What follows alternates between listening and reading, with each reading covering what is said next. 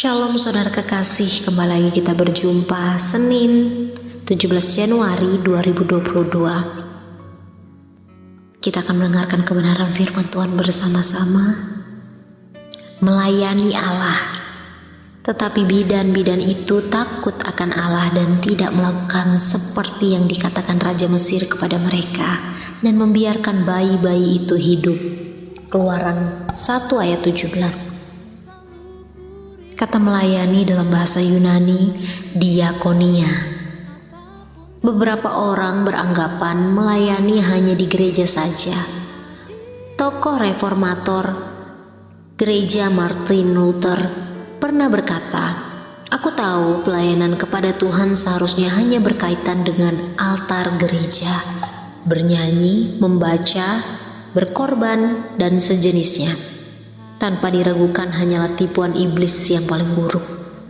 Pernyataan ini begitu keras, mengingatkan kita bahwa kita sepatutnya melepaskan diri dari gagasan-gagasan bahwa pelayanan itu terbatas hanya di dalam gereja saja.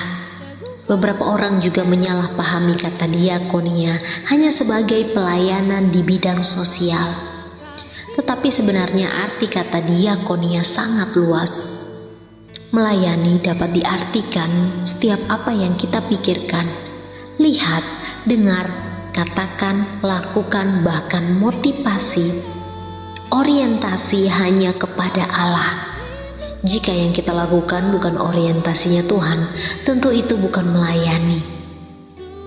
Seperti Sifra dan Puah, mereka adalah bidan-bidan yang tugasnya membantu wanita dalam proses melahirkan. Sewaktu-waktu Firaun mengeluarkan perintah kepada kedua bidan itu untuk membunuh bayi laki-laki yang lahir dari bangsa Israel, dengan tujuan mengurangi laju populasi bangsa Israel yang semakin meningkat di Mesir. Namun karena mereka takut akan Allah, mereka tidak melakukannya. Mereka menghormati Allah dalam profesi mereka sebagai bidan. Bahkan mereka pun tidak takut ketika raja memanggil dan menginterogasi mereka. Alhasil bangsa Israel semakin bertambah banyak dan kedua bidan itu diberkati dengan berumah tangga. Apa profesimu saat ini? Apa yang menjadi tanggung jawabmu saat ini? Mungkin kita berpikir itu hanya hal-hal kecil. Namun kita belajar memahami bahwa apa yang kita kerjakan adalah sebuah pelayanan kepada Allah. Maka lakukanlah dengan hati yang tulus dan takut akan Tuhan. Tuhan akan menyertai dan memberkati kehidupan kita. Melayani bukan sekedar soal aksi, tetapi juga motivasi. Pelayanan yang tulus muncul dari hati hamba. Lakukanlah segala sesuatu seperti untuk Tuhan. Kolose 3 ayat 23, dan itulah pelayanan yang sejati kepada Tuhan. Hari ini apapun yang kita kerjakan dengan motivasi yang tertuju kepada Tuhan. Suami-suami bekerja sebagai bentuk pelayanan kepada Tuhan. Ibu-ibu mengurus rumah tangga sebagai bagian dalam melayani Tuhan.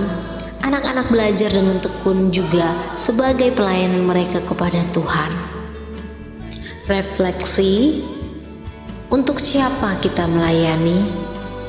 Apa yang bisa kita lakukan untuk melayani Tuhan hari ini? Kita akan berdoa bersama-sama. Apapun yang ku kerjakan hari ini, ku lakukan untuk Engkau Tuhan. Amin. Bahan bacaan Keluaran pasal 1 sampai dengan pasal 3. Tuhan Yesus memberkati.